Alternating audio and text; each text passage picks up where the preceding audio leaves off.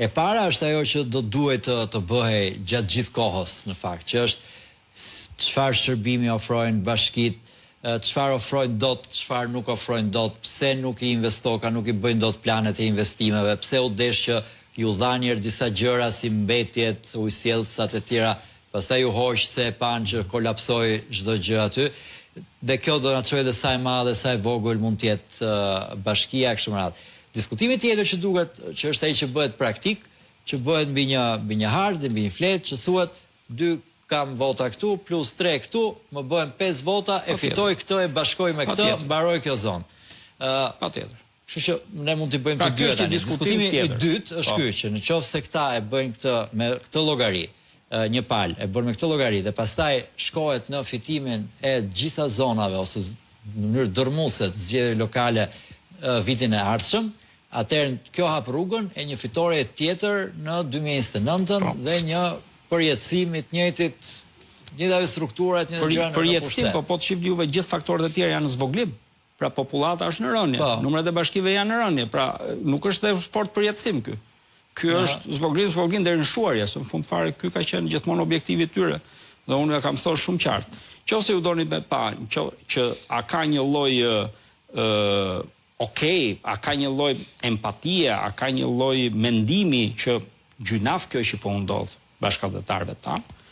Shihni juve shumë shkollaj se si kur dy bashki që do bëhen bashk, ajo që mbet nuk del në mbrojtje të kësaj bashkisë tjetër. Ne nuk thotë pse mund të kishte ndodhur atyre. Po, dhe bashkia kishte ndodhur për shembull ku do Libras Prenjas kishte qenë për shembull në Prenjas dhe shkonte Libra. Ka një mendim kështu. Jo, a vutëre që këta nuk është se ka ndonjë lloj empatie, në një lloj mbështetje për ta, jo, ju a hodhën, e morëm ne. Po. Dakor? Shumë mirë, po. Do dalim në det. Pra, ky është ai lloj koncepti për çaj sundo që përdor Partia Socialiste dhe kundër këtij koncepti kemi qëndruar ne gjithmonë duke treguar të vërtetën. Fund fare ditës nuk intereson qytetarit as ato nga ana ligjore ose nga ana ekspertëve që patjetër me ekspertizën tyre janë mundu të ndihmojnë, por nuk e kupton qytetari. Qytetari do ndi kaq, sa larg e kam unë atë zyrën, ku do marr atë shërbimin. Po thash, për qytetarin është kjo pjesa e parë e diskutimit. Ky është halli im i madh. Për partitë politike është kjo pjesa e dytë. Momentin që njëra nga partitë bën këtë skemë, edhe kjo siguron fitoren e zgjedhjeve kështu. Çfarë bëjnë partitë e tjera? Paruca, edhe kjo nuk është fort e saktë. Pra kur flasim deri 29, ndoshta kur flasim deri 27. Pse nuk është fort e saktë? Sepse kjo lloj mosdhënie shërbimi çon në shpopullim. Dhe ajo popullata aty fillon e largohet prej sezonës ku ndodhet. Kështu që do jetë në vend tjetër. Kështu që ky kalkulimi nuk qëndron deri atëherë, se gjatë viteve kur ti smer shërbim fillon dhe ikën.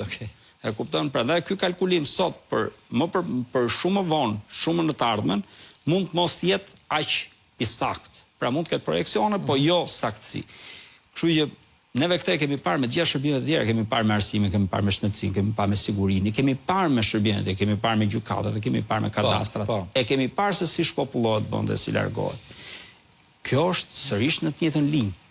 Nuk është se u intereson shumë kjo. Patjetër duan nga anën elektorale, po kryesorja është ana elektorale, e duan në mënyrë të tillë që të kenë një vend sa më të shpopulluar.